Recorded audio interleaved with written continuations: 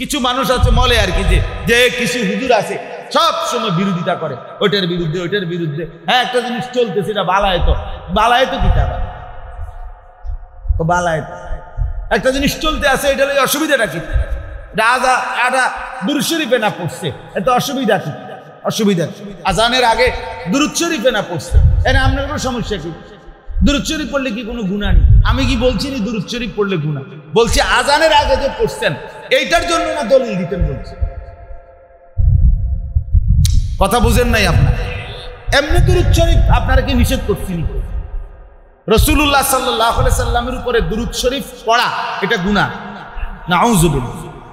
রাসূলুল্লাহ সাল্লাল্লাহু আলাইহি সাল্লামের উপরে একবার দুরূদ পড়লে আল্লাহ তাআলা তাকে 10টা নেকি দান করে, 10টা গুনাহ মাফ করে দেন, তার মর্যাদা 10 গুণ বৃদ্ধি করে দেন। তাইলে দুরূদ শরীফ পড়া নিঃসন্দেহে মোবারক আমল। কিন্তু মনে করেন আমি কথার প্রসঙ্গে বললাম, আমরা বলে থাকি যে আজানের আগে আপনি রাসূলুল্লাহ সাল্লাল্লাহু আলাইহি ওয়াসাল্লামের জামানায়, নবীজির জামানায় যেদিন থেকে নামাজ ফরজ হলো, তো যখন থেকে আজান চালু হলো, হযরতে বেলাল রাসূলুল্লাহ সাল্লাল্লাহু আলাইহি ওয়াসাল্লামের জামানায় আজান দিতেন। তো হযরত বেলাল দাঁড়াইছে কেমনে, কতটুকু উচ্চতায় দাঁড়াইছে, হযরতে বেলালের আওয়াজটা কেমন ছিল, হযরতে বেলালের এই সমস্ত বর্ণনা আছে, আজানের বাক্যগুলোর বর্ণনা আছে, আজানের দোয়া, আজানের পরে যে দোয়াটা, এই দোয়াটা হাদিসের মধ্যে স্পষ্ট আছে, আজানের বাক্যগুলো স্পষ্ট আছে, আজানটা স্বপ্নে দেখছে কে এইটা স্পষ্ট আছে, স্বপ্নে উনি কি দেখছে ওইটা হাদিসের মধ্যে স্পষ্ট আছে। কিন্তু মাঝখান দিয়া শুধু কেবল আজানের আগে যে 3বার 4বার দুরূদ শরীফ পড়ছে এটা নাই। এইটা মনে এই পৃষ্ঠাটা মনে হালাই দিছে, এই পৃষ্ঠাটা নাই, এটা ছিঁড়ে গেছে, এই পৃষ্ঠাটা নাই। এটা কোনো কথা হইলো? এটা ইনসাফের কথা হইলো? আপনার বিবেকে কি বলে? কথাটা বুঝেন নাই আমার?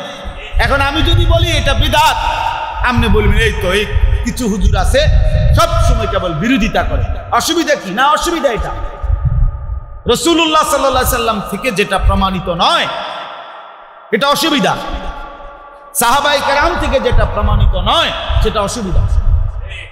কথা বুঝেন নাই আমার? এটাই অসুবিধা। নবীজির থেকে প্রমাণিত না, এটাই তো অসুবিধা। সাহাবায়ে কেরাম থেকে প্রমাণিত নয়, এটাই অসুবিধা। আপনি অসুবিধা বুঝেন না মানে পুরাটাই তো অসুবিধা।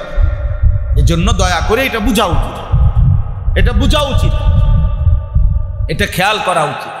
কোরআনুল কারীমের তাফসীরের ক্ষেত্রে, কোরআনুল কারীমের ব্যাখ্যা করার ক্ষেত্রে এরকম অনেক আধুনিক পণ্ডিত, চিন্তাবিদ নামের অনেক ব্যক্তিরা আপনার নিজস্ব মতামত ব্যক্ত করতে চায়, নিজস্ব মত বলে, নিজস্ব চিন্তা চেতনা এটার মধ্যে ফিটিং করতে চেষ্টা করে। না, এটা হবে না। কোরআনুল কারীমের তাফসীরের ক্ষেত্রে সর্বদাই এই মূলনীতি মনে রাখতে হবে যে কোরআনুল কারীমের তাফসীর ব্যাখ্যা বিশ্লেষণ হবে রাসূলুল্লাহ সাল্লাল্লাহু আলাইহি সাল্লাম থেকে যা বর্ণিত হয়েছে, সাহাবায়ে কেরাম থেকে যা বর্ণিত হয়েছে, এবং যুগ যুগ ধরে সাহাবাদের পরবর্তীরা যেই ধারাবাহিকতায় বর্ণনা করছেন ওর আলোকেই হবে কোরআনের ব্যাখ্যা, ওর আলোকেই হবে কোরআনের উপরে আমল। তাফসীরও হবে এই আলোকে, আমলও হবে কি আলোকে? এই আলোকে। এই জন্য আমরা প্রত্যেকেই কোরআনুল কারীমের তেলাওয়াত, কোরআনুল কারীমের তাফসীর, কোরআনুল কারীমের আমল, এক্ষেত্রে রাসূলুল্লাহ সাল্লাল্লাহু আলাইহি সাল্লাম এবং সাহাবায়ে কেরামের অনুসৃত মত এবং পথের উপরেই চলার চেষ্টা করব ইনশাআল্লাহ। এবার আসেন, আমি যে আয়াতগুলো পড়ছি এই আয়াতগুলো আপনাদের কাছে সংক্ষিপ্ত তরজমা শুনাইতে চাই। আমি মোট অনেকক্ষণ তেলাওয়াত করছি, খেয়াল করছেন আপনারা, 9টা আয়াত মোট করছি। কোরআনুল কারীমের 22 নম্বর পারা, কোরআনুল কারীমের 35 নম্বর সূরা, 35 নম্বর সূরা, 22 নম্বর পারা। সূরাটার নাম হলো সূরায়ে ফাতির। ফাতির এই সূরার 9টি আয়াত, মানে 29 নম্বর আয়াত থেকে 37 নম্বর 37 নম্বর আয়াত পর্যন্ত, 29, 30 এলো 2 আয়াত আর 7 আয়াত, 31 থেকে 37 এনে 7টা, তাহলে কয়টা হলো? 9টা। এই 9টা আয়াত আপনাদের সামনে আমি পড়ছি। তো 9 আয়াতের বিস্তারিত ব্যাখ্যা, বিস্তারিত তাফসীর করা আমার উদ্দেশ্য না। উদ্দেশ্য হলো অল্প কিছু সামান্য কথা, মোটামুটি আপনারা একদম সহজ তর্জমা, সংক্ষিপ্ত কিছু কথা শুনলেই আপনারা বুঝবেন। আল্লাহ তাআলা আমাদেরকে তৌফিক দান করেন, সকলেই বলেন আমিন। এখন মোটামুটি সবাই একটু চুপচাপ হয়েছেন, আল্লাহর ওয়াস্তে আর এদিক সেদিক চাইেন না। হেরা ফ্যান দোক, নলে সুইচ দোক, নলে লাইট দোক, নলে বন্ধ করে দোক, আপনারা আর এদিক সেদিক চাইবেন। বলেন ইনশাআল্লাহ। কি ইনশাআল্লাহ? মানে কোনো দিকে তাকাইবেন না, তাকাইবেন না। আল্লাহ কবুল করেন, মাশাআল্লাহ। আল্লাহ তাআলা এখানে দেখেন, ব্যবসা, তিজারত, আরবিতে বলে তিজারত মানে ব্যবসা। মানুষ ব্যবসার প্রতি আগ্রহী। মানুষের রিজিকের উপার্জনের ক্ষেত্রে সবচেয়ে বেশি আগ্রহী মানুষ ব্যবসার প্রতি। হাদিসের মধ্যে আছে, আল্লাহ নবী সাল্লাল্লাহু আলাইহি ওয়াসাল্লাম বলছেন, তিসআতু আশারির রিজক ফিত তিজারা। রিজিকের 10 ভাগের 9 ভাগ আল্লাহ তাআলা ব্যবসার মধ্যেই নির্ধারণ করেছেন। 10 ভাগের কয় ভাগ? 9 ভাগ। 9 ভাগই ব্যবসার মধ্যে। রাসূলুল্লাহ সাল্লাল্লাহু আলাইহি ওয়াসাল্লাম হাদিসের মধ্যে আছে, মদিনার বাজারে নবী সাল্লাল্লাহু আলাইহি ওয়াসাল্লাম মাঝে মধ্যে যেতেন, গিয়ে ব্যবসায়ীদেরকে সরাসরি ডাক দিয়ে বিভিন্ন কথা বলতেন। ইয়া মা'শারাত তুজ্জার, হে ব্যবসায়ীগণ, এ কথা বলতেন। হাদিসে আছে, সাহাবায়ে কেরাম বলেন, আমরা যখন বাজারে ব্যবসা করতাম আর নবীজি যখন আমাদেরকে এই শব্দ দিয়ে ডাকতেন, তা আমাদের কাছে সেটা বহুতই মহব্বতের মনে হইত যে আল্লাহর নবী সাল্লাল্লাহু আলাইহি ওয়াসাল্লাম আমাদেরকে হে ব্যবসায়ীগণ বলে ডাক দিয়েছে। রাসূলুল্লাহ সাল্লাল্লাহু আলাইহি ওয়াসাল্লাম বলেন, আত-তাজিরুস সাদুকুল আমিন মা'আন নাবিয়িনা ওয়াস-সিদ্দিকিন ওয়াশ-শুহাদা ওয়াস-সালিহিন। আখিরাতে 4 ধরনের আল্লাহর বান্দা হলো সবচেয়ে প্রিয় হবে: নবীগণ, সিদ্দিকগণ, শহীদগণ এবং নেককারগণ। তা আল্লাহর নবী সাল্লাল্লাহু আলাইহি ওয়াসাল্লাম বলেন, যেই ব্যবসায়ীর মধ্যে 2টি গুণ সর্বদাই থাকবে। এক, আস-সাদুক, যে সর্বদাই সত্যবাদী, অর্থাৎ পরিচিত অপরিচিত, চেনা জানা, কম টাকার মাল, বেশি টাকার মাল, অল্প তাড়াহুড়ার মাল অথবা আস্তে ধীরের মাল, সর্বাবস্থায় যে সত্যই বলে, যার বৈশিষ্ট্যই এটা, সে চেনা কিংবা অচেনা, সর্বাবস্থায় সে কি বলে? সত্য বলে। আল আমিন, বিশ্বস্ত। 2 নম্বর গুণ হলো বিশ্বস্ততা, মানে মানুষের আস্থা তার উপর, যে এই লোকটা ঠকাবে না, এই লোকটা 2 নম্বরই করবে না, এই লোকটা কম দিবে না। আস্থা, আস্থা। আমরা এই আস্থাশীল হওয়া, বিশ্বস্ত।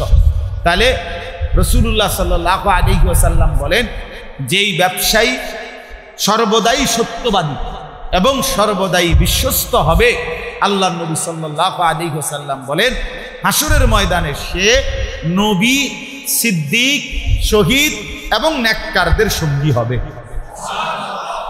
এজন্য ব্যবসা, তিজারত, এইটার প্রতি মানুষের আগ্রহ আছে এবং এটার ফজিলত আছে ব্যবসার প্রতি। তো দুনিয়াবি ব্যবসা তো আমরা বুঝি, বাজার ব্যবসা। তো আখিরাতের জন্য মেহনত করা, পরকাল আখিরাত জান্নাতের জন্য মেহনত করা, জান্নাতের জন্য পরিশ্রম করা, জান্নাত কামাই করার জন্য চেষ্টা করা, এইটাকেও কোরআনুল কারীমের মধ্যে আল্লাহ তাআলা ব্যবসা বলছে। এটাও একটা ব্যবসা। ইয়া আইয়ুহাল্লাযীনা আমানু হাল আদুল্লুকুম আলা তিজারাতিন তুনজিকুম মিন আযাবিন আলীম।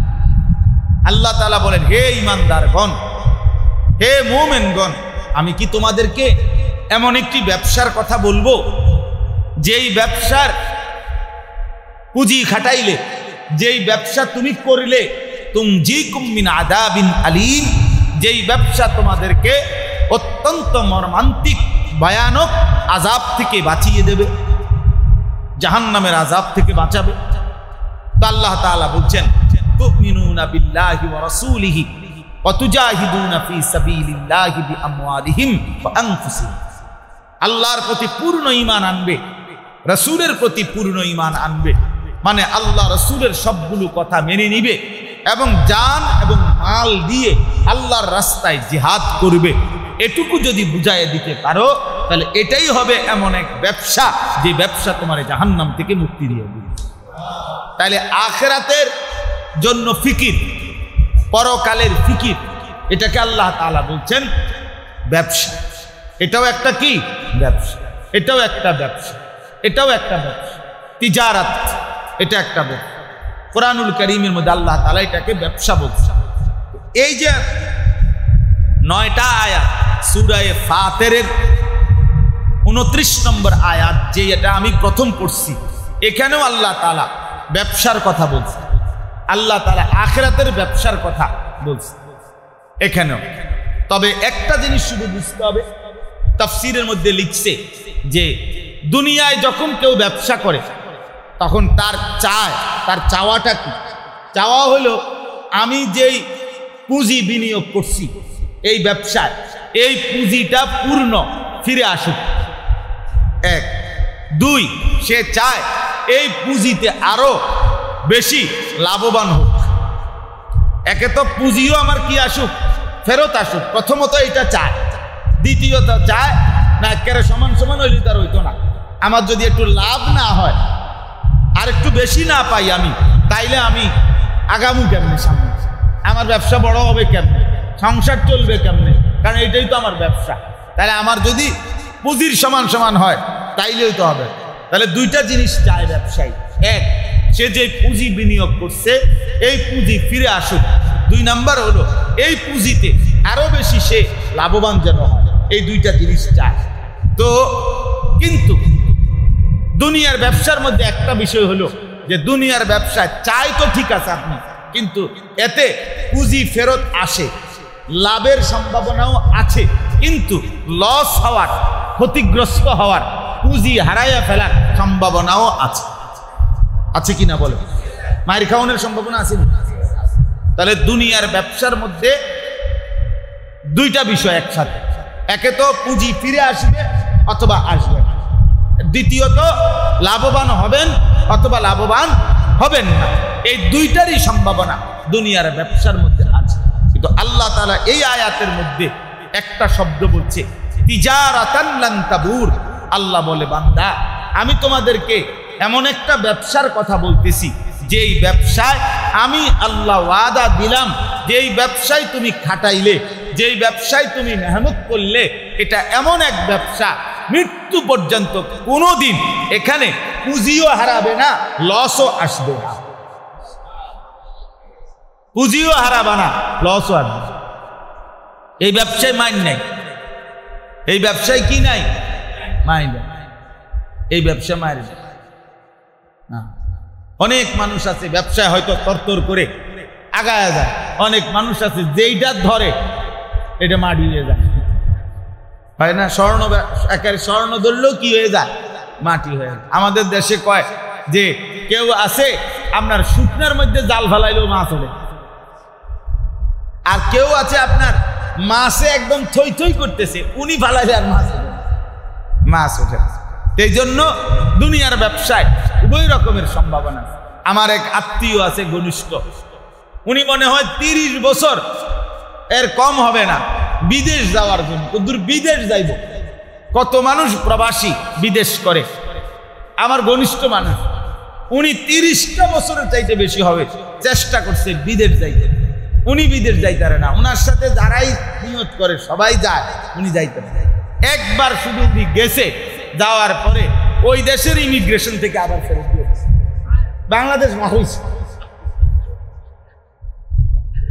ওনার বাইক লাগে না, মানে উনি এটা হয় না। এইরকম আপনার দুনিয়ার ব্যবসা, দুনিয়ার ব্যবসার মধ্যে লাভের সম্ভাবনাও আছে, লসের সম্ভাবনা আছে। পুঁজি ফেরত আসতেও পারে, পুঁজি ফেরত নাও আসতে পারে, অতিরিক্ত লাভ হতেও পারে, অতিরিক্ত লাভ নাও হতে পারে। কিন্তু আল্লাহ পাক রব্বুল আলামিন আচ্ছা একটা কথার প্রসঙ্গে বলি, অনেকে বলে, আমি শুনছি যে আমাদের দেশে বলে যে কলার ব্যবসা লাভের ব্যবসা, এটা ঠিক নেই না?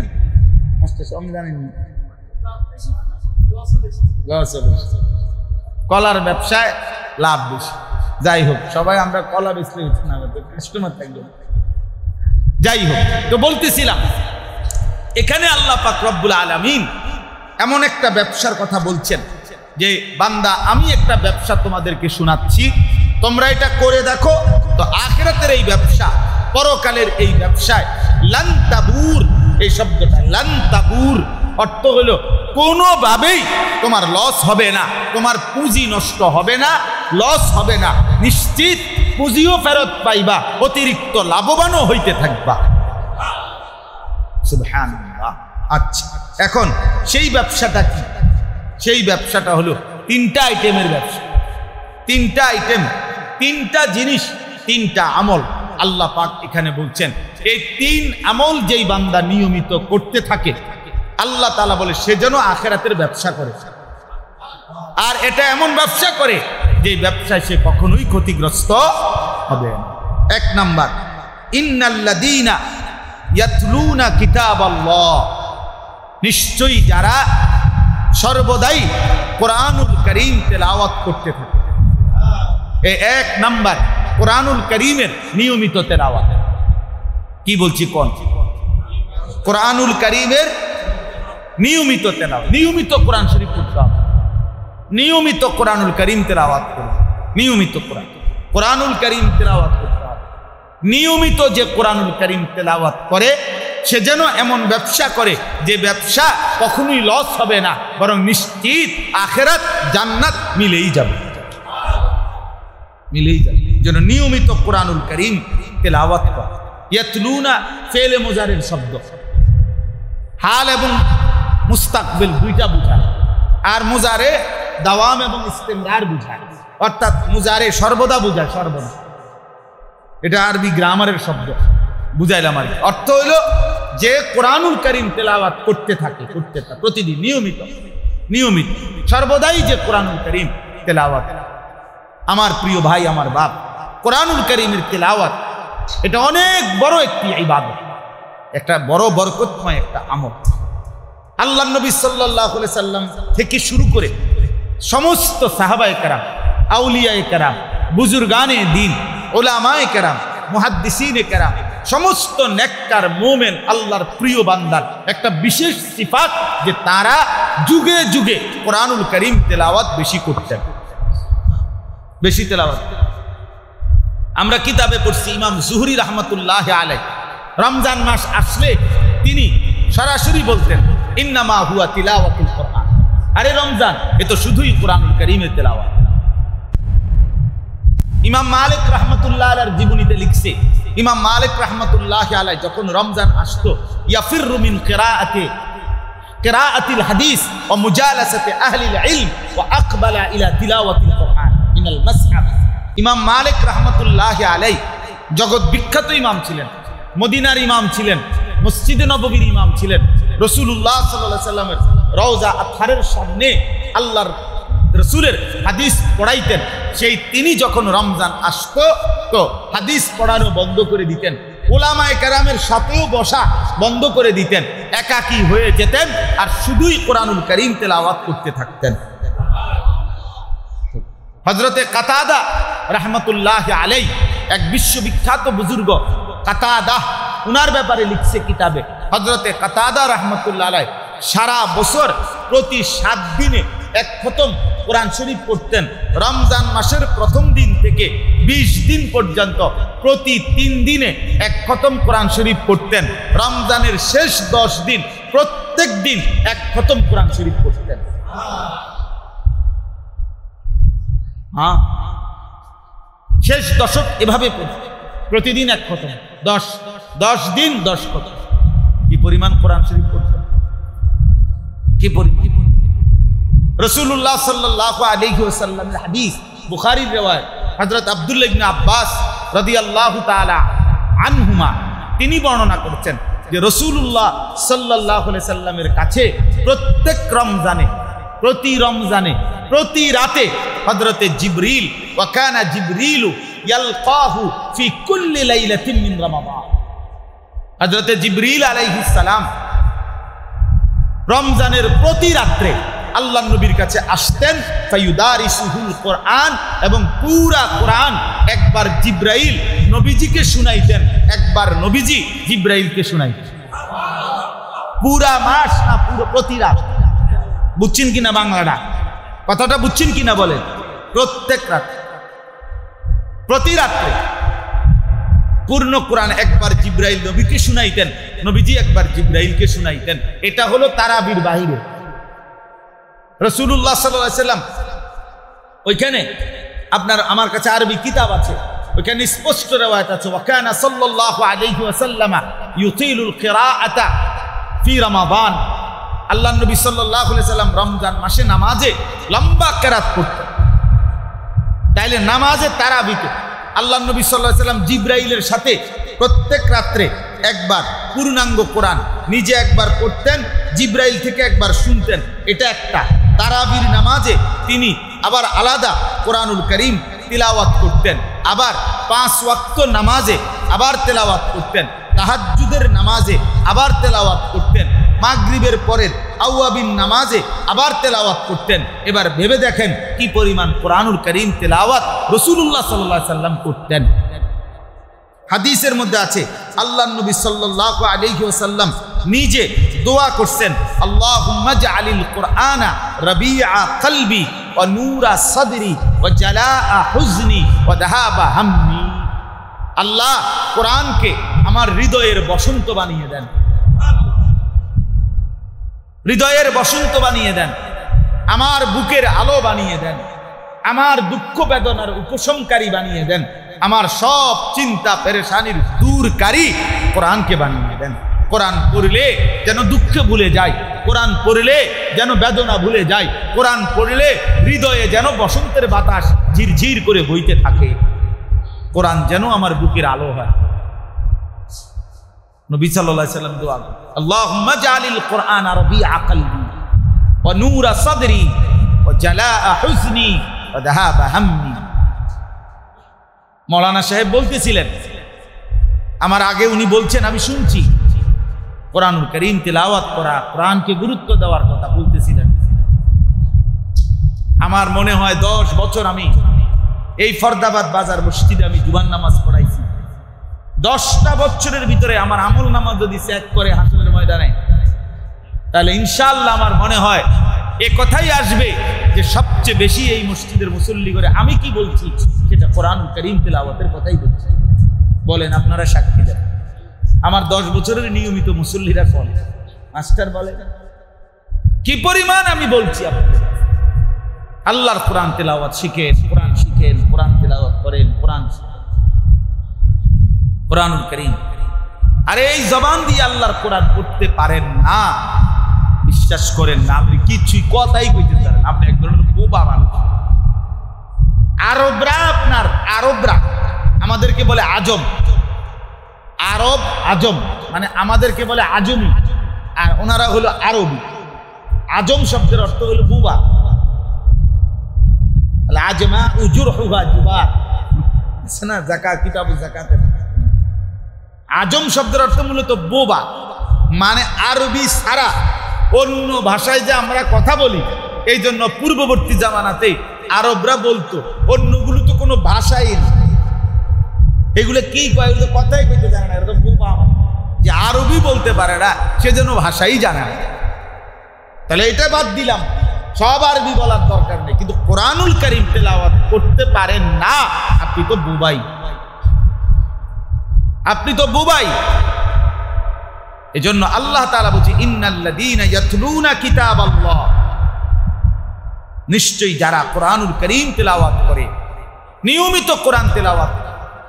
সাহাবায়ে কেরাম নিয়মিত কোরআন তেলাওয়াত করতেন।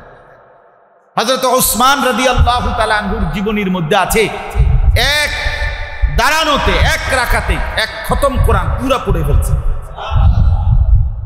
পুরা পড়ে। আরে ভাইয়া, এই বাংলাদেশে আমার কুমিল্লা জেলাতে এমন একজন মাওলানা সাহেব আছে, এখনো বাইটা আছে, এই মাসেও উনি আমল করতেছে। এই আমল, এই মাওলানা এমন আমল করে, উনি বলে যে হুজুর আমার রমজান 30 দিনে 30 খতম করা। এই মাওলানা বাইচা আছে এখন, যদি 29 হয় তো 29 খতম, প্রতিদিন দিন রাত মিলে সে 1 খতম কোরআন শরীফ। এখন আমার চাইতে বয়স কম, কি পড়াটা পড়ে বেচারা, আল্লাহর কোরআনের প্রতি তার দিলে কেমন লাগাটা লাগছে, কোরআন পড়ে সে কি পরিমাণ মজা পাইছে। কোরআনুল কারীম, এটা কোরআন। এজন্য কোরআনুল কারীমের তেলাওয়াতের আপনি এমনি বুঝতেন, আপনি এমনি বুঝতেন, আপনাকে মিষ্টির স্বাদ এমনি যত বাংলাতেই বুঝা যায় খুব স্বাদ, না না আপনি মুখে নিলে বুঝতেন। কোরআনুল কারীম তেলাওয়াত করলে আপনি মজা পাবেন। এজন্য এই একটা আমল, গুরুত্বপূর্ণ আমল কোরআনুল কারীমের তেলাওয়াত। কোরআনুল কারীমের তেলাওয়াত সমস্ত সাহাবা, আউলিয়া, উলামা কোরআনুল কারীম তেলাওয়াত। কোরআনুল কারীম আফদালুজ জিকির, এটা সবচেয়ে বড় জিকির। 5 ওয়াক্ত নামাজের পরে সর্বশ্রেষ্ঠ জিকির কোরআনুল কারীমের তেলাওয়াত।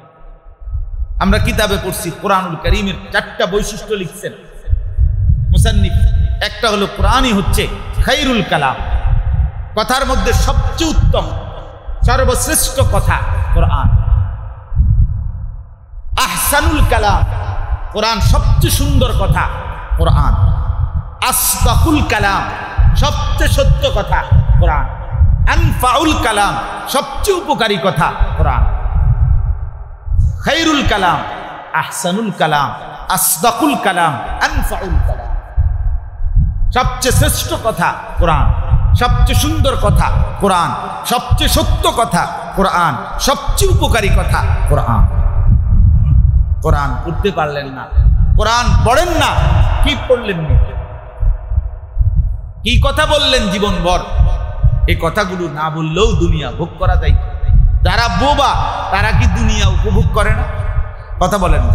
বোবা মানুষের বিয়ে করতে পারেনি, হ্যাঁ দেখছেন নি কোনো সময়? বোবা মানুষের বাচ্চা কাচ্চা হয়নি, বোবা মানুষের ভাত তরকারি খায়নি, বোবা মানুষ ঘুম যায়নি, বোবার কোনো গদ্দুয়ার আসেনি, তো আর সমস্যা হয়েছে কি?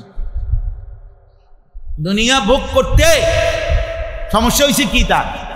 তাহলে এক বোবাও তো দুনিয়া ভোগ করেনি। আর তাহলে আমি আর আপনি কথা বললে আর অতিরিক্ত কি ভোগ করলেন? অতিরিক্ত কি পাইলেন? যে দুনিয়া বোবাই পাইল, সেই দুনিয়া আমি কথা বলে আমি বেশি কি পাইলাম? অতিরিক্ত কি ভোগ করলাম?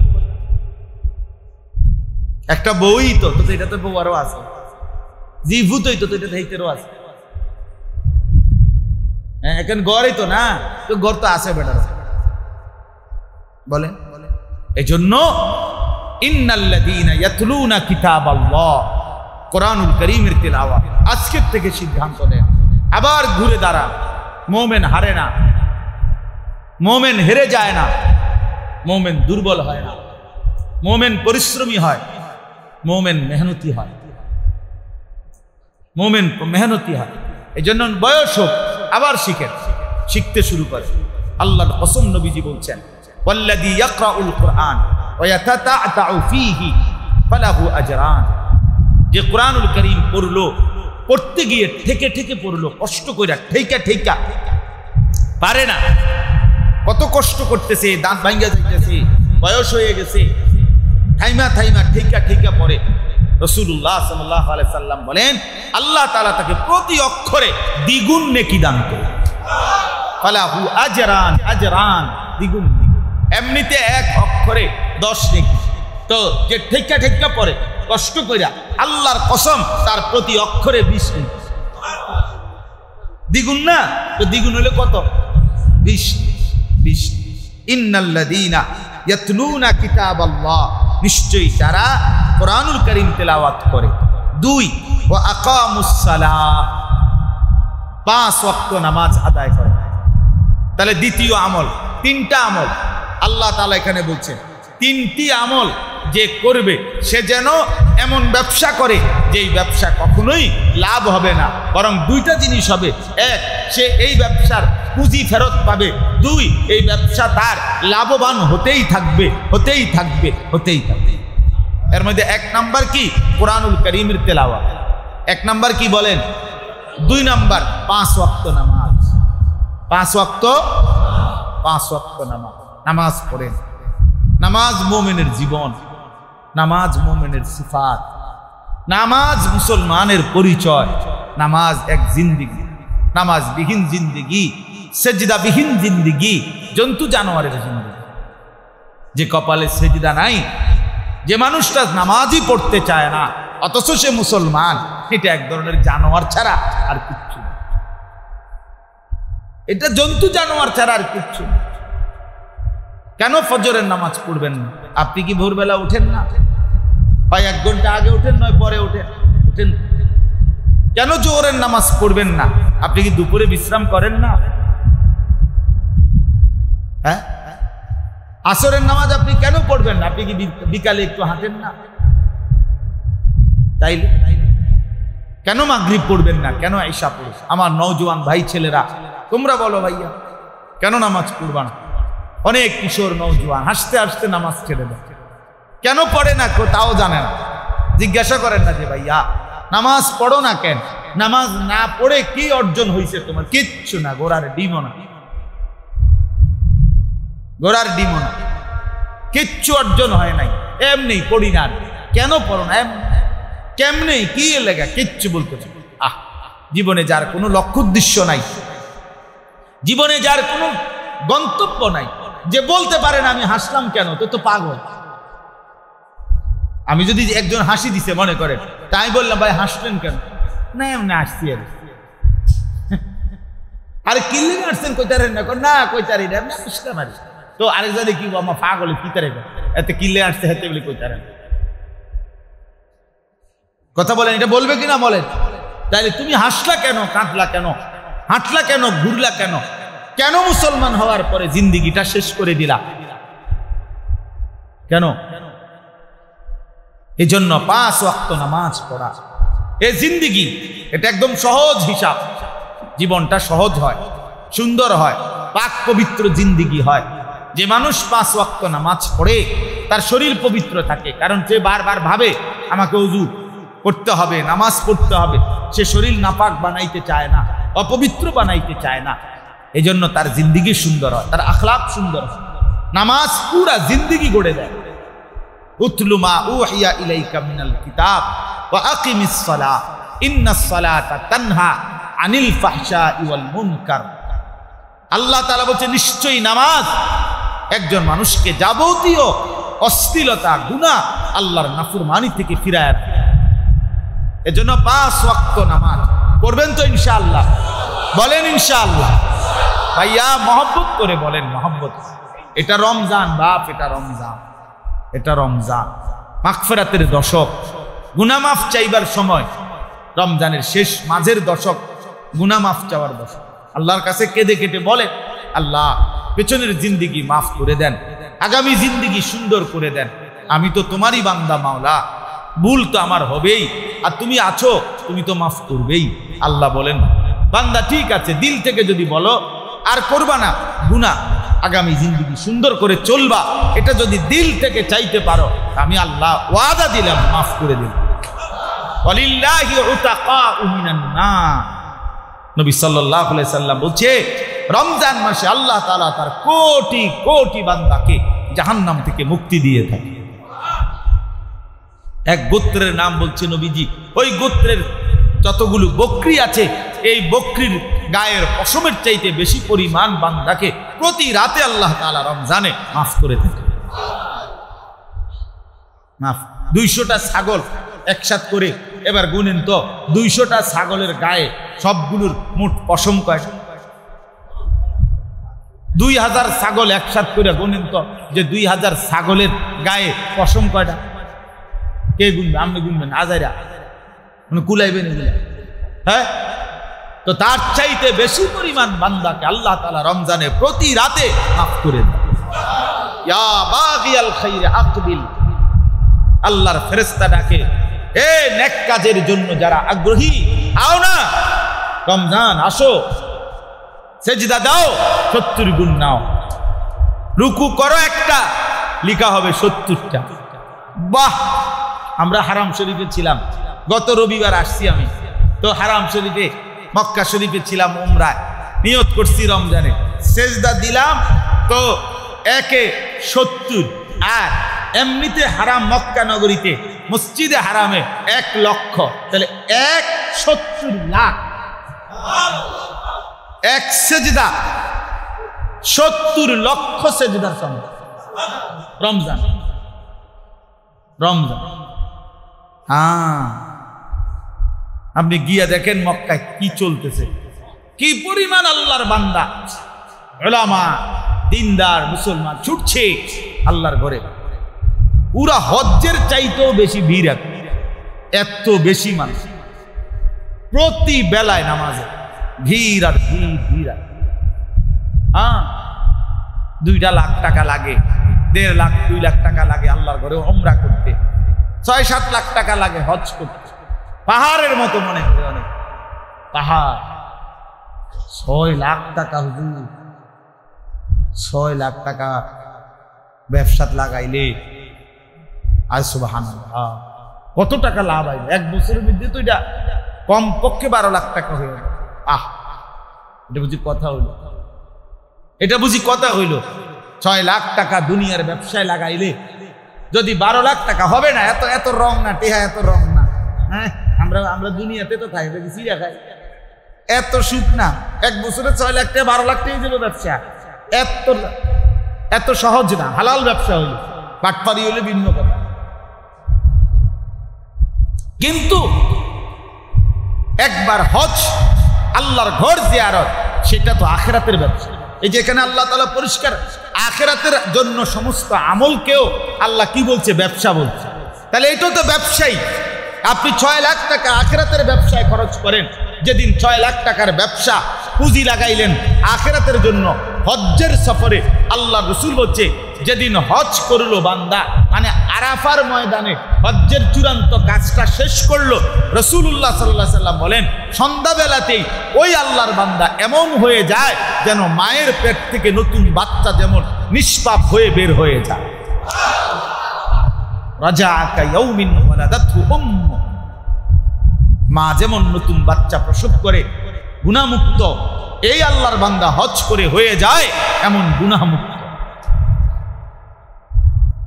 এজন্য আল্লাহর ঘর দেখার স্বপ্ন দেখে ওই চোখ সার্থক হবে যে চোখ কালো গিলাফ দেখে, কাবার কালো গিলাফ, মদিনার রওজা পাকের সবুজ গম্বুজ, এ দেখতেই দিল লাগে। এজন্য এটা এত কিছু হিসাব করা হয় না। টাকা মিলাবেন, সব কিছুর ব্যস্ততা থেকে অবসর হবেন, ছেলেগুলারে বিদেশ পাঠাইয়া সারবেন, মেয়ে বিয়ে দিয়া সারবেন, তারপরে একটু লাইন ফাইন হইলে তারপরে আস্তে ধীরে শেষ বয়সে আল্লাহ যদি নেয়, হ্যাঁ আল্লাহ ঠেকায় পড়িয়া গেছে, আল্লাহ নেউন্না বান্দার অভাব পড়িয়া গেছে, আমনেরে নিতে আল্লাহ যদি নেয়। দুনিয়ার সব কিছু নিজে গুরুত্ব দিয়া নিজে গর্জ করে সাজাইতেছে, আর হজ্জের কথা, আল্লাহর ঘরের কথা বলছে। যাইতে কার না মনে চায় হুজুর, আল্লাহ নিলে কি আর না যাইতে, আলাপ করে। আপনি কি মস্কারি করেন? হ্যাঁ, দুনিয়া আপনি সাজান নাই, আপনার ঘর, আপনার বাড়ি, আপনার বিল্ডিং, আপনার ছেলে মেয়ে, এগুলো হয় নাই। আল্লাহ আমাদেরকে তৌফিক দান করেন। চলেন তো বলতেছিলাম 5 ওয়াক্ত নামাজ। তাহলে 1 নাম্বার কি? কোরআনুল কারীমের তেলাওয়াত। 2 নাম্বার কি বলেন? 5 ওয়াক্ত নামাজ। 3 নাম্বার ওয়া আনফাকু মিম্মা রাযাকনাহুম সিররাও ওয়া আলানিয়া, আল্লাহর দেওয়া রিজিক থেকে, আল্লাহর দেওয়া মাল থেকে, আল্লাহর দেওয়া সম্পদ থেকে প্রকাশ্যে এবং গোপনে উভয় অবস্থায় যে দান করতে থাকে, নিজের যাকাত দিয়ে দেয়, সাদাকাতুল ফিতির দিয়ে দেয়, এরপরে নফল দান, সাদাকা, গরিব দুঃখী অসহায়, ইয়াতিম ফকির মিসকিন, মসজিদ মাদ্রাসা, এতিমখানা, লিল্লাহ বোর্ডিং, অসহায় এতিম বাচ্চা, এই হার হালাতে যে দিতে, কখনো মন চাইলে সবার সাথেও দেয়, কখনো মন চাইলে একাকী গোপনেও দেয়। দুইটাই আল্লাহর জন্য। নাম বলছে অসুবিধা নাই, আল্লাহর জন্য যদি দিল ঠিক থাকে তো নাম বললে সমস্যা নাই, নাম বললে সমস্যা। আবার নাম বলে নাই তাও কোনো সমস্যা। সিররাও ওয়া আলানিয়া, প্রকাশ্যেও দান করা যায়, আবার গোপনেও কি করা যায়, দান করা, কোনো অসুবিধা নেই। তো আল্লাহ তাআলা বলেন প্রকাশ্যে এবং গোপনে উভয় অবস্থাতে যে আল্লাহর দেওয়া রিজিক থেকে আল্লাহর রাস্তায় খরচ করো, দান সাদাকা করো। আমি এই মসজিদে আমার মনে আছে আলহামদুলিল্লাহ, আমি শুক্রবারে জুমার বয়ানে ইতিপূর্বে আমার থাকাকালীন সময়ে জাকাতের উপরে আমি সর্বোচ্চ ভাঙ্গা বুঝাইয়া আপনাদেরকে বলছি কিনা বলে, জাকাতের উপরে আমি বিস্তারিত বলছি। জাকাত মনে রাখবেন মুসলমান, নামাজ যেমন ফরজ, রোজা যেমন ফরজ, জাকাত তেমন ফরজ। অনেক মুসলমান আছে রোজা রাখতে আগ্রহী, কিছু নামাজও পড়ে কিন্তু জাকাত দেয় না। কারণ এটা যে মাল জানের চাইতে বেশি সম্পদকে মায়া করে। মরে যাবো প্রয়োজনে, মাথা বাড়ি দিয়ে মাইরে মরে যাবে, কিন্তু সম্পদ দিব না। অথচ জাকাত দিলে আল্লাহ কোরআনে বলছে, বান্দা তোমার কাছে মনে হয় সম্পদ কমছে না, আল্লাহর কসম আমার শায়েখ আল্লামা মুফতি মুশতাকুন নবী কাসিমি হুজুর সবসময় বলে যে মনে করেন আল্লাহ তাআলা যাকে 1 লক্ষ টাকা দিছে, তো তার কাছ থেকে জাকাত চাইছে 2500 টাকা। তাহলে যেই আল্লাহ 1 লাখ টাকা আমনেরে দিল, এখন ওই আল্লাহ 2500 টাকা আমনের থেকে ফেরত চাইলো, তার মানে আল্লাহ তাআলা 2500 টাকার জন্য আটকাইয়া গেছে। এটাই তো আল্লাহ 1 লাখ টাকা দিয়ে আসাইরা আবার আমনের কইতেছে, বাজি টাকা 1 লাখ দিলাম ঠিক আছে, কিন্তু আমি 2500 টাকার একটা ফেসে পড়ে গেছি, তুমি আমার 2500 টাকা কি দাও, ফেরত দাও। এই জন্য তাহলে বান্দা যদি জিজ্ঞেস করে, আল্লাহ আপনি তো আমার 1 লাখ টাকা দিলেন, এখন আবার আপনি আমার কাছ থেকে 2500 টাকা লাখে জাকাত, এটা কেন চাচ্ছেন? আল্লাহ তাআলা বলে, বান্দা কসম করে বলছি তোমার এই 1 লাখ টাকাকে আমি আরো কোটি টাকা বাড়ায় দেওয়ার জন্য চাচ্ছি। এই 2500 টাকা নিতে নেওয়ার জন্য না, কমাইয়া নেওয়ার জন্য না। তোমার টাকা 97,500 থাকবে না, বরং তোমার টাকা আরো লক্ষের চাইতে কোটি গুণ বেড়ে যাবে। বাড়ায় দেবো, বাড়ায় দেওয়া। 2500 টাকা দাও, আমার চাইতে আরো বেশি নিয়ে নাও। 40 টাকায় 1 টাকা দাও, আমি আল্লাহর কাছ থেকে আরো বেশিটা বুঝা নাও। তাহলে জাকাত মানে আরো বেশি দেওয়া। ওয়ায়ুরবিস সাদাকাত, আল্লাহ কোরআনে বলছেন আমি আল্লাহ তাআলা সাদাকাত দান করিলে, সাদাকা করিলে, জাকাত দিলে, সাদাকাতুল ফিতর আদায় করিলে, আল্লাহর রাস্তায় মসজিদে দিলেন, মাদ্রাসায় দিলেন, এতিমকে দিলেন, গরিবকে দিলেন, অসহায়কে দিলেন, খোদার কসম আল্লাহ বলেন আমি সেটা বাড়িয়েই দেব। রাসূলুল্লাহ সাল্লাল্লাহু আলাইহি ওয়াসাল্লাম বলছেন যে মা নাকাসাত মালুন মিন সাদাকাতিন। রাসূলুল্লাহ সাল্লাল্লাহু আলাইহি ওয়াসাল্লাম বলেন সাদাকা করার দ্বারা, আল্লাহর রাস্তায় খরচ করার দ্বারা কখনোই কোনো মাল কমে না, মাল কমে না, মাল কমে না, কমবে না। এটা এজন্য আল্লাহর রাস্তায় সাদাকা করা, আল্লাহর রাস্তায় খরচ করা। আপনাদের কাছে আমার অনুরোধ রইল, এই বুঝের মুসলমান যারা চাকরি করেন, যারা ব্যবসা করেন, যারা বিদেশে আছেন অথবা এখানেই আছেন প্রবাসী, প্রত্যেকেই বাপের জাকাত যদি ফরজ হয় আপনার সম্পদ আপনি দিতে হবে। ছেলে উপার্জন করে আলাদা, সংসার এক লগে, কিন্তু তোমার আলাদা টাকা আছে, তোমার আলাদা জাকাত দিতে হবে। বলে আমি অল্প বয়স এমন বিয়েও করছি না, না জাকাতের সাথে বিয়ের কিছু নাই। তুমি বিয়ে করছো না, এটা তোমার বিষয়, অন বিয়ে করে লাও, অসুবিধা কি? আমি মানা করছি তোমার বিয়ে করতে। তাহলে জাকাত কোনো বিয়ের সাথে কোনো বিষয়, জাকাত আলাদা বিষয়, আলাদা ফরজ ইবাদত। এজন্য মহিলাদের জাকাত আসে, পুরুষের জাকাত আসে, ছেলে মেয়ের জাকাত আসে। এজন্য প্রত্যেকেরই হিসাব করা উচিত, জেনে নেওয়া উচিত। আমার শায়েখ বলে জাকাত আদায় করা যেমন ফরজ, জাকাতের হিসাব করা এটাও তেমন ফরজ। হিসাব করে দিতে হবে, হিসাব করে দিতে হবে। হুজুর যে পরিমাণ লুঙ্গি গামছা দিছি মানুষের এই সিজনে, জাকাতের উর্ফি দিয়ে গেছে গা না? আমি উর্ফি দিয়ে যাই না, আমি জাকাত আপনারা আমি বলছি না উর্ফি দিয়ে যাই, কেন বুঝেন নাই কথা? আপনারে আমি বললাম আসরের নামাজ 4 রাকাত ফরজ, ও তাহলে 8টা সেজদা, আপনি কতক্ষণ মনে করেন 12-14টা সেজদা দিয়া আপনি একসাথে আপনি বললেন হুজুর যে কয়টা সেজদা দিছি আপনার যে 4 রাকাতে যা লাগে আশা করি তার থেকে বেশি দিয়ে রাখছি। নামাজ হয়েছে তো? জি না, হবে না।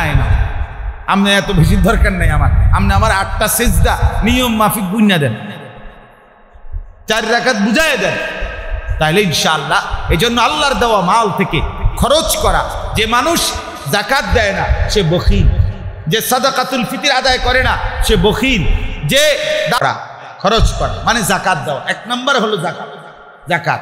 তাইলে যে ব্যক্তি নিয়মিত কোরআনুল কারীম তেলাওয়াত করে, 5 ওয়াক্ত নামাজ আদায় করে, আল্লাহর দেওয়া সম্পদ থেকে খরচ করে, আল্লাহ বলেন ইয়ারজুনা তিজারাতান লান তাবুর, এই মানুষটা এমন একটা ব্যবসার আশা করে যেই ব্যবসার লান তাবুর, কখনোই লস হবে না। এই ব্যবসার কোনো কি নাই। তাহলে কোরআনুল কারীমের প্রতি অক্ষরের তেলাওয়াতে লস হবে না কখনোই।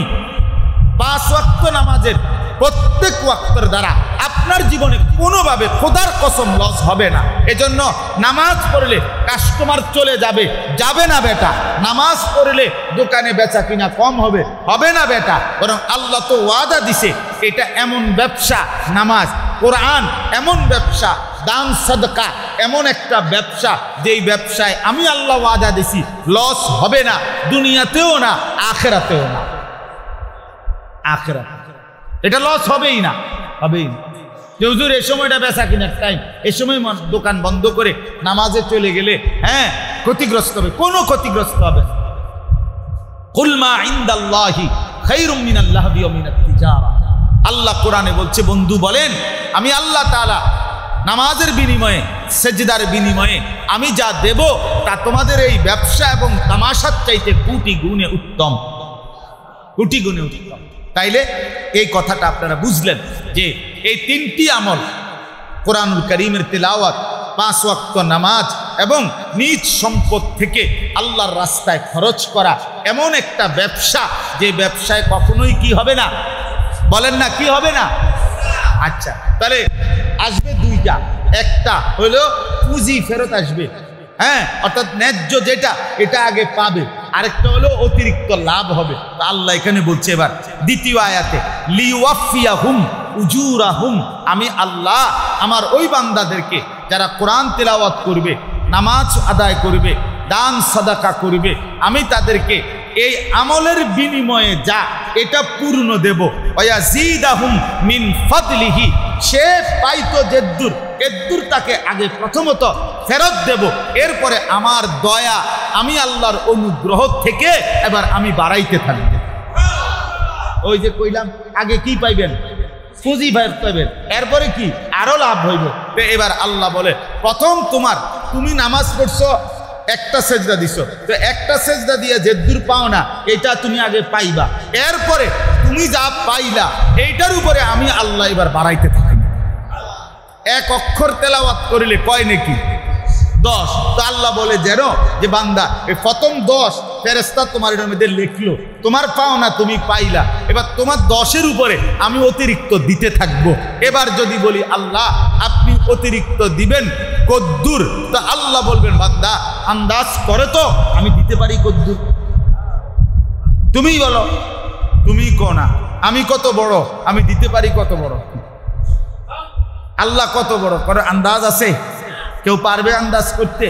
এবার যদি বলে আমার শায়েখ আল্লামা মুফতি মুশতাকুন নবী সাহেব হুজুর বলে, আল্লাহকে যদি জিজ্ঞেস করি আল্লাহ আপনি দিবেন কতক্ষণ দিবেন, বাড়াবেন কতদিন, কতক্ষণ, আল্লাহ তাআলা বলবেন বান্দা আমি আছি যতক্ষণ, বাড়াইতে থাকবো ততক্ষণ। এবার বলেন আল্লাহ আছেন কতক্ষণ, আল্লাহ আছেন কতক্ষণ? তাহলে কোরআনুল কারীম তেলাওয়াতের নেকি বাড়তে থাকবে কতক্ষণ, নামাজের নেকি বাড়তে থাকবে কতক্ষণ, প্রতিটা দান সদকার নেকি বাড়তে থাকবে কতক্ষণ, ইসরাফিলের ফু পর্যন্ত বাড়তেই থাকবে, বাড়তেই থাকবে, বাড়তেই থাকবে, বাড়তেই থাকবে, কোনো লস নাই। ইন্নাহু গফুরুন শাকুর, নিশ্চয়ই আল্লাহ তাআলাই হচ্ছেন ক্ষমাশীল এবং বান্দা যখন শুকর আদায় করে তার প্রতিদানকারী, কৃতজ্ঞতার প্রতিদান প্রদানকারী আল্লাহ তাআলা। ওয়াল্লাযী আওহাইনা ইলাইকা মিনাল কিতাবি হুয়াল হাক্কু মুসাদ্দিকাল লিমা বাইনা ইয়াদাইহি, এগুলোর আর ব্যাখ্যা হবে না, শুধু তরজমা শুনেন। আল্লাহ তাআলা বলেন নবী আপনার উপরে আমি যে কোরআন নাজিল করেছি হুয়াল হক, এটাই সত্য, কোনটা? কোরআন। সবচেয়ে সত্য কিতাব কোনটা? কোরআন। মুসাদ্দিকাল লিমা বাইনা ইয়াদাইহি, এবং এটা এমন একটা কিতাব যেই কিতাবে পূর্ববর্তী এর আগে যেই আসমানি কিতাব আমি আল্লাহ নাজিল করেছি সেই সবগুলো আসমানি কিতাবের সত্যায়নকারী এই কোরআন। এই কোরআন পড়বেন, এই কোরআন ধরবেন, এখানে তাওরাতের শিক্ষাও পাবেন, ইনজিলের শিক্ষাও পাবেন, জবুরের শিক্ষাও পাবেন, পূর্ববর্তী আসমানি কিতাবের শিক্ষাগুলোও এই কোরআনের মধ্যেই পাবেন। সুবহানাল্লাহ। ইন্নাল্লাহা বিইবাদিহি লাখাবীরুম বাসীর, নিশ্চয়ই আল্লাহ তাআলা তার প্রত্যেকটা বান্দার ব্যাপারে সব খবর রাখেন, পূর্ণ দেখেন। আল্লাহ তাআলা আমাদের খবর রাখেন কোন কোন বিষয়ে? আল্লাহ তাআলা আমাদেরকে দেখেন কাকে কাকে, কখন কখন? সারাক্ষণ, সারাক্ষণ। সুম্মা আওরাসনাল কিতাব আল্লাযীনা ইসতাফাইনা মিন ইবাদিনা। আল্লাহ তাআলা বলেন আমি আল্লাহ তাআলা প্রত্যেক যুগে এই যে কোরআন, এই কোরআনের উত্তরাধিকার বানাচ্ছি আমার কোটি কোটি বান্দাদের মধ্য থেকে। আমি যাদেরকে বাছাই করি তাদেরকেই, অর্থাৎ কারা মুসলমান হবে, কোরআনওয়ালা হবে, মোমেন হবে, ইমানওয়ালা হবে। এই যে 800 কোটি মানুষ যারা পৃথিবীতে এখন আছে তাদের মধ্য থেকে ওরা কেন কাফের, আমি কেন মোমেন, এটা কার ফয়সালা? আল্লাহ বলেন আমি বাছাই করি। ইমানদার হবে কি? মোমেনের ঘরে জন্ম দিব কাকে? ইমানদার পরিচয় মিলবে কার? এটা আমি আল্লাহর ফয়সালা। তাইলে এই জন্য কেউ মুসলমান হওয়া, কেউ ইমানদার হওয়া, মুসলমানের ঘরে জন্ম নেওয়া খুদার কসম বাপ, এটা আল্লাহ তাআলার শ্রেষ্ঠতম দয়া। আল্লাহ যাকে চেয়েছেন তাকে ইমানদারের ঘরে দিয়েছেন, আল্লাহ যাকে চেয়েছেন তাকে নাফরমানের ঘরে দিয়েছেন। আচ্ছা, আমি আপনি যে মুসলমানের ঘরে জন্ম নিলাম, এমন একটা মা পাইলাম যেই মা কালেমা বলে, এমন একটা বাপ পাইলাম যেই বাপ কালেমা পড়ে, আল্লাহর কসম এটা দুনিয়ার সর্বশ্রেষ্ঠ একটা নিয়ামত যে আল্লাহ আমাদেরকে দান করছে, দান করেছে। হ্যাঁ, ফামিনহুম যালিমুল লিনাফসি ওয়া মিনহুম মুকতাসিদ ওয়া মিনহুম সাবিকুম বিল খায়রাত বিইذনিল্লাহ। আল্লাহ বলেন আমার মুমিন বান্দা 3 রকমের হবে। কেউ হবে জালেম, নিজের উপরে জুলুমকারী, কেউ হবে মধ্যপন্থা অবলম্বনকারী, কেউ হবে আমি আল্লাহর ইচ্ছায় সর্বদা নেক কাজের প্রতি অগ্রগামী। মানুষ 3 ধরনের মুসলমান। এক ধরনের হলো জালেম। জালেম বলে কাকে? যার আপনার নেক আমল অর্থাৎ কম কিন্তু গুনার পরিমাণ বেশি। আর মুকতাসিদ হলো যে ব্যক্তি নেক আমল করে সর্বদাই, গুনাহ ছেড়ে দেয়, তবে কোনো মাকরু এবং সন্দেহযুক্ত বিষয়ে কখনো কখনো লিপ্ত হয়, এরকম ব্যক্তিকে বলা হয় মধ্যপন্থা অবলম্বনকারী। আর যে ব্যক্তির দ্বারা কোনো ফরজ, কোনো ওয়াজিব, কোনো সুন্নত, কোনো নফল, কোনো মুস্তাহাব ছুটে না, কোনো হারাম, কোনো মাকরুহাত কিছুই তার দ্বারা হয় না, সে সাবিকুম বিল খায়রাত, সে সর্বদাই নেক কাজে অগ্রগামী, অগ্রগামী। আল্লাহ তাআলা বলেন যালিকা হুয়াল ফদলুল কাবীর, যে নেক কাজে সর্বদাই অগ্রগামী, গুনাহ যার হয় না, আমল যার ছোটে না, আল্লাহ বলেন এরকম জীবন পাওয়া এটা আল্লাহর বড় দয়া, বড় মেহেরবানি, বড় অনুগ্রহ ছাড়া আর কিছুই না। সুবহানাল্লাহ। আমার ভাই, পরবর্তী যেই আয়াতগুলো আমি শুধু সংক্ষেপে আপনাদের কাছে এক কথাই এটা বলতে চাই। বাকি আয়াতগুলোর তর্জমা হলো 2টা কথা। একটা হলো আল্লাহ তাআলা বলেন এই যে আমি আল্লাহ বললাম আমার যেই বান্দাগুলো নেক আমলে আগ্রহী, অগ্রগামী, আমি তাদের পুরস্কার দেব জান্নাত এবং নাজ ও নিয়ামত ভরা জান্নাত। আর যেই মানুষগুলো আমি আল্লাহর ইবাদত থেকে নাফরমানি করছে তাদের জন্য মিলবে জাহান্নাম। জাহান্নাম হবে ভীষণ আযাবের। এই জান্নাতের নিয়ামত আর জাহান্নামের আযাব আল্লাহ তাআলা বাকি আয়াতগুলিতে বলছেন। সর্বশেষ যেই কথাটা আল্লাহ তাআলা বলছেন, এটা বলেই আমার কথা শেষ। আল্লাহ তাআলা বলেন আমি বিস্তারিত বলে দেওয়ার পর হায়াত দিছি, নবী পাঠাইছি, আমার নবীর পরে উলামায়ে কেরাম পাঠাইছি, আমার কথা, আখিরাতের কথা, কবরের কথা, হাসরের কথা আমি আমার বান্দার কাছে শুনাইছি, বলছি, আবার কিতাব দিছি, কোরআন নাজিল করেছি। সব কিছুর ব্যবস্থাপনা করে দেওয়ার পরেও আমার যেই বান্দারা নাফরমানি করলো, তারা যখন জাহান্নামের মধ্যে নিক্ষিপ্ত হবে তো তারা চিল্লাইয়া জাহান্নামের আগুন থেকে আল্লাহকে বলবে, আল্লাহ আপনি আমাদেরকে জাহান্নামের আগুন থেকে বের করে দুনিয়ায় আবার ফেরত যেতে দেন। এবার যদি আমরা যেতে পারি তাহলে এবার গেলে আমরা নেক আমল করব, গুনাহগুলো ছেড়ে দেব। তো আল্লাহ তাআলা তখন বলবে, বান্দা আমি কিন্তু যেটুকু হায়াত দিলে তুমি নেক আমল করতে পারতা ওইটুকু হায়াত তোমাকে দিয়েই আমি কবরে আনছি। আর যে দূর বললে তুমি বুঝতা, এরকম বুঝাইয়া বলার মতো আমি আমার বান্দা তোমার কাছে পাঠাইছি। ইমাম সাহেব, খতিব সাহেব, আলেম, ওয়াইজ, বক্তা, আউলিয়া, পীর, বুজুর্গ, মাশায়েখ, মুফতি, মুহাদ্দিস, ফুকাহা, এরকম অগণিত আমার মনোনীত বান্দা আমি তোমার কাছে পাঠাইছি। ওনারা তোমারে কবরের কথা বলছে, জাহান্নামের কথা বলছে, আখিরাতের কথা বলছে, জান্নাতের কথা বলছে। না তুমি কোনো পাত্তা দিলা, না আমার দেওয়া সময় পাইয়া, হায়াত পাইয়া আমল করলা, কিছুই করলা না বান্দা।